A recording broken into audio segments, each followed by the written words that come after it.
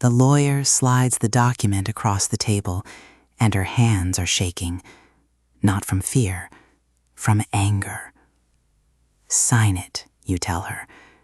She is your daughter, 31 years old, and she has not called you dad in 4 years, only in front of witnesses. This isn't a family anymore, she says. It's a corporation with our last name stapled to it. You are 55 years old. Your net worth sits at $498 million. You own 6 houses across 1,100 acres, 1 gate, 1 guard shack, 3 generations under 1 legal entity, and right now, not one of them will sit at the same table for longer than 10 minutes. This is level 7. But let's start at level 1, because there are 7 levels between where you are right now and where this story ends. And here is the number that should scare you before we even begin. The average family fortune in America is gone by the 3rd generation in 70% of cases. Not because of taxes, not because of bad markets, because of what happens inside rooms exactly like this one. Let's go back to where it started. You are 24 years old.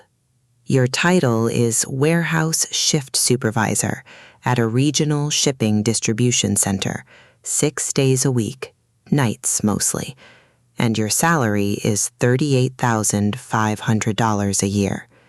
Your total net worth, everything you own on this earth, is $1,900, sitting in a checking account you check obsessively like it might grow on its own. You live in a rented studio above a laundromat, and every night you fall asleep to the sound of the dryers. Your grandmother used to tell you stories about land her family lost in a bad deal 2 generations back, and somewhere in that story, something in you decided that owning ground, real ground, was the only kind of safety that mattered. Your mother does not understand it. You're chasing a dream that ate your grandfather alive, she tells you over dinner, the one night a week you actually sit down to eat with her.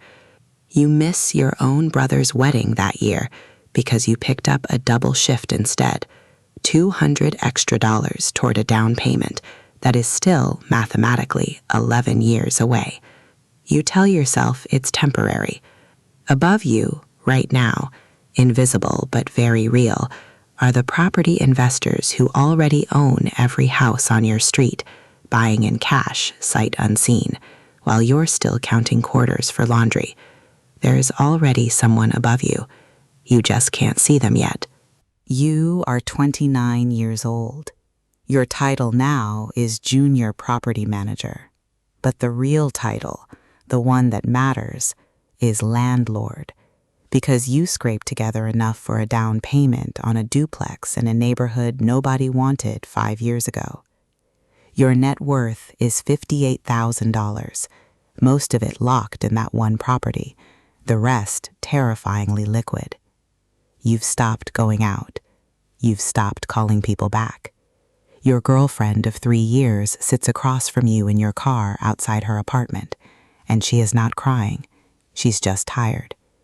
You keep talking about acres like they're going to love you back, she says. I'm not asking for luxury. I'm asking for a Tuesday where you're actually here. You don't have an answer, because the truth is you already know what you'll choose. She leaves that week. Above you, there are commercial developers who can outbid your entire net worth on a single phone call, buying blocks at a time while you're still fighting a tenant over a broken water heater. You've built something. It's still nothing to the people above you. You are 34 years old. Your title is Real Estate Development Manager, running your own small firm now. 3 properties, 12 units, and your net worth has jumped to $2.4 million, most of it on paper, tied up in buildings that could turn to dust if the market shifts. You've found the land, 40 acres outside the city, cheap because the soil is bad for farming, but perfect for building, the exact plot your grandmother once described in her stories, and you become obsessed with owning it before anyone else does. The zoning board denies your first permit application, citing a technicality that smells like a bribe you didn't know to pay. While you're fighting that battle, your sister calls. Your father has died in his sleep. You are 2 hours from a closing on a different property when the call comes, and you make a decision you will never say out loud to anyone. You close the deal first. You arrive at the funeral late, and your sister looks at you like she's seeing a stranger. "Dad's gone," she says, "and you were at a closing." You tell yourself the land was for the family. You know somewhere that isn't entirely true. Above you, the zoning board itself is made up of families who already own everything worth owning in that county, and they will let you build eventually, once you've proven you're useful to them. You are 39 years old. Your title is now founder and CEO of your own development firm, and your net worth has climbed to $19 million. You finally own the 40 acres outright, and the first structure on what will become the family compound is under construction. A main house, 6 bedrooms, a wall around the property line that your architect calls a design feature, and everyone else quietly calls what it is. Your wife sits you down in the half-finished living room, dust still on the floor, and she says the sentence that will define the next decade of your marriage. "I'm not your business partner," she says.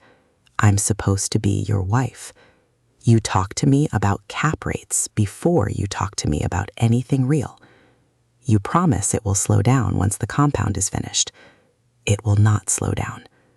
Above you, quietly, are private equity firms buying up land by the thousands of acres at prices that make your 40 acres look like a rounding error. Firms with no faces, no names on the deed, just entities inside entities. You've built a house. They've built a machine. You still have a long way to go." Here's a quick one before we keep going. If you're the kind of person who thinks about what you'd actually sacrifice for a number like this, hit subscribe, because it only gets heavier from here. You are 45 years old. Your title is chairman of a private holdings and development company, and your net worth has reached $86 million. The compound now has 3 structures, a main house, a guest house, and a building your children privately call the office, because that's where you spend most of your waking hours, drafting the trust structure your lawyers insist will protect the family for generations. Your 2 oldest children were raised largely by a rotating staff of nannies and tutors. And one afternoon, your 10-year-old daughter asks your assistant, not you, why her mother's schedule is managed the exact same way yours is. Your financial advisor sits across from you in a conference room lined with awards you don't remember receiving and tells you the family council, made up of relatives who've never worked a day in the business, wants a seat in decision-making now that the number has a comma in a different place. You built this, he says, but you didn't build it alone anymore, whether you like it or not. Above you, quietly watching from private clubs you weren't invited to for another decade, are families 4 generations deep who never had to build anything because someone before them already did this exact thing decades ago. And they inherited the ceiling you're still climbing toward. You are 50 years old.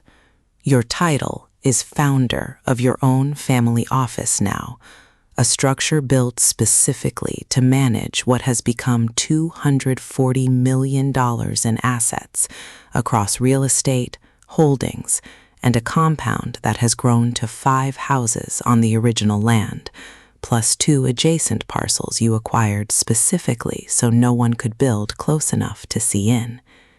Your oldest son, now 26, walks into your office and asks for equity, not a salary, not a title, actual ownership.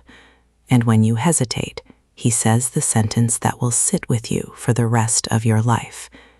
You always said this was for us, he says, so why does it feel like it's still just yours? 3 months later, you're in an emergency room at 2 in the morning, chest tight, your doctor standing over you with a printout of your test results. Your heart gave you a warning shot, she says. This is your last one. You can build a legacy, or you can be the reason it needs one early. You go back to work 11 days later. Above you, somewhere overseas, are sovereign-level family trusts that have been quietly compounding wealth for 200 years, untouched by a single generation's ego, and you realize, for the first time, that speed was never actually the advantage you thought it. You are 55 years old. Your title on paper is Chairman and Patriarch of a family holding structure worth $498 million. The compound is finished. 6 houses, 1,100 acres, a gate with a guard who knows your grandchildren's names better than some of your children do. And this is the room we started in. Your daughter's hands shaking on a document that reorganizes control of the trust before your health forces the decision to be made without you. Here is the part nobody warned you about when you were 24 years old counting quarters for laundry money. The trust structure you built to protect this family from taxes, from lawsuits, from the very collapse that swallows 70% of dynasties by the 3rd generation. That structure now has its own board, its own legal requirements, its own vote that does not require your signature to move forward. Your lawyer, a woman you've paid for 20 years, technically now holds more procedural control over these assets than you do, because that was the entire point of the paperwork you asked her to write. You didn't just build a family compound. You built a machine designed to outlive you, and machines like that don't ask permission. They just keep running.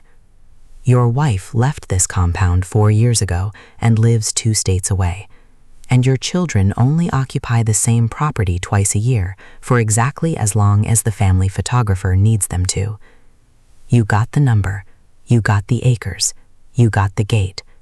What you didn't get, what almost nobody at this level gets, is a family that wants to be in the same room without a lawyer present. That's the price. It was always the price. The compound was never the goal. It was the receipt. Next episode, we're going back to 0. But this time, it's not land. It's power. POV. Building a political dynasty from a city council seat to a seat that controls national policy. And the number attached to that climb might disturb you more than this one did. So tell me in the comments, at what number on this list would you have stopped? And who would you have kept in the room no matter what?